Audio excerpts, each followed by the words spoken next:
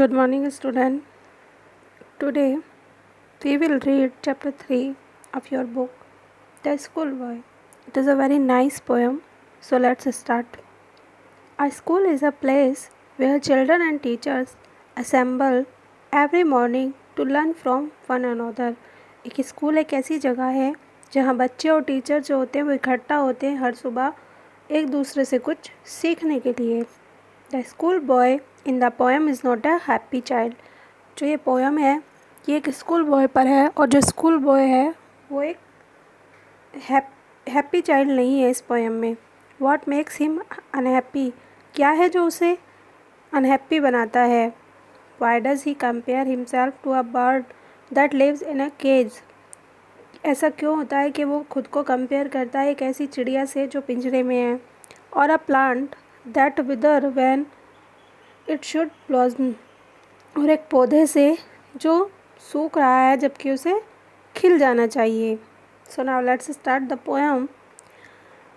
I love to rise in a summer morn when the birds sing on every tree.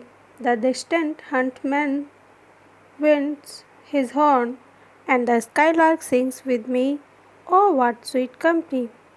जो speaker है वो कहता है कि जो मुझे समर की मॉर्निंग में उठना बड़ा ही पसंद है और जब चिड़ियाँ हर एक पेड़ पर सुबह सुबह गाती हैं तो वो मुझे बहुत ही अच्छा लगता है. और दूर से जो शिकारी के हॉर्न की आवाज़ आती है वो तो औसम ही होती है.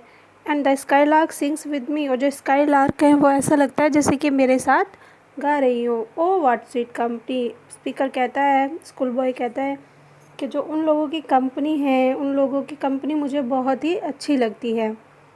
But to go to school in a summer morn. Oh it's drive all joy away. Under a cruel eye outworn the little ones spend the day in shining and dismay. लेकिन वो कहता है कि लेकिन जब summer की morning में school जाना होता है तो मेरी जो सारी खुशी है वो चली जाती है. अंडर अ क्रूअल आई आउटवर्न यानी कि जो उसके टीचर हैं वो इतनी स्ट्रिक्ट हैं कि उनके अंडर में उसे सिर्फ निराशा ही लगती है और उसका जो पूरा दिन है वो डर में और भय में निकल जाता है. ना ही वो गार्डन में जा पाता है ना खेल पाता है. उसका पूरा दिन एक भय से निकल जाता है क्योंकि जो उसके टीचर हैं वो बहुत ही स्ट्रिक्ट हैं.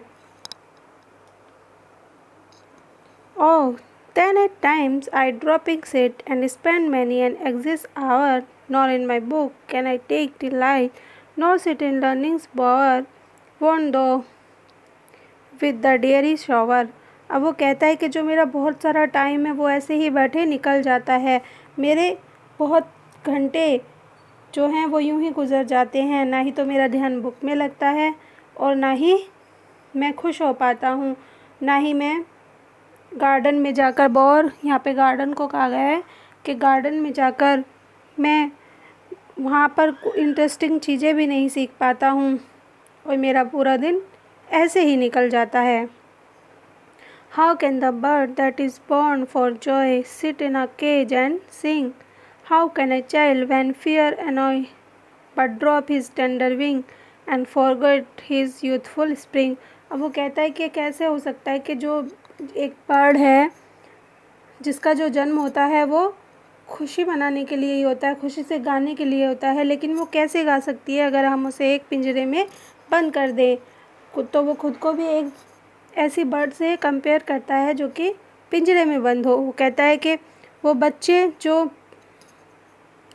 जिनकी टीचर इतनी स्ट्रिक्ट होती है, जिन्हें स्कूल जाना पड़ता है और डर में जो अपना बचपन भूल जाते हैं तो वो कैसे उड़ेंगे, कैसे अपने पंखों को फैलाएंगे, उनका बचपन कैसे फले फूलेगा.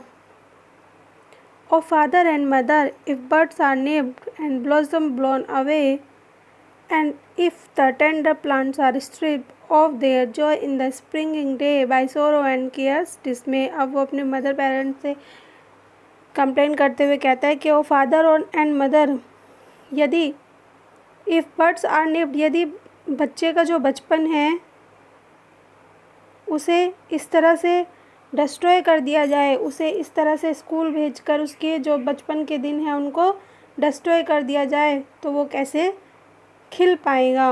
फिर कहता है कि अगर एक छोटा पौधा है जिसे समर के मौसम में अगर हम ज़्यादा केयर नहीं देंगे तो वो कैसे खिलकर बड़ा हो पाएगा।